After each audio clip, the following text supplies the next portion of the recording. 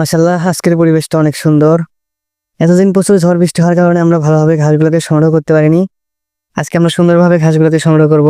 আজকে আর কোনো ঝড় বৃষ্টি নেই। পরিবেশটা সুন্দর থাকলে মনটা অনেক ভালো থাকে। গরুর জন্য ঘাস সংগ্রহ করাটা আরো অনেকটা সহজ হয়ে যায় আমাদের জন্য। যেহেতু যেকোনো পরিস্থিতিতে আমাদেরকে ঘাস সংগ্রহ করতেই হবে গরুর জন্য। তাই যদি পরিবেশটা ভালো থাকে তাহলে সংগ্রহ করাটা অনেকটা সহজের মধ্যে হয়ে পড়ে। আমার প্রতিদিনের কাজ এটাই যে আমাকে গরুর জন্য প্রতিদিন ঘাস সংগ্রহ করতে হবে।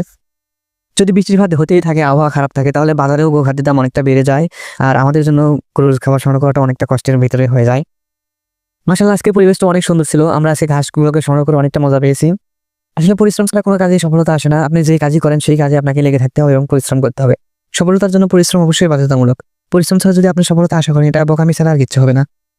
পরিস্থিতি যেমনই হোক, আবহাওয়া যেমনই হোক, যদি নিজের কাজের ভিতরে আনন্দ খুঁজে পাওয়া যায় তাহলে সেটা কাজ আর কষ্ট মনে হয় না। কাজ করতে ভালোই লাগবে। আমাকে কৃষিকাজ করতে অনেক ভালো লাগে, যার কারণে আমি এই কাজে নিজেকে জড়িয়ে ফেলেছি। অবশ্যই সঠিকভাবে ঘাসের যত্ন নিতে হবে। যত্ন না নিলে যথাসম্ভব ফলাফল আশা করা যায় না।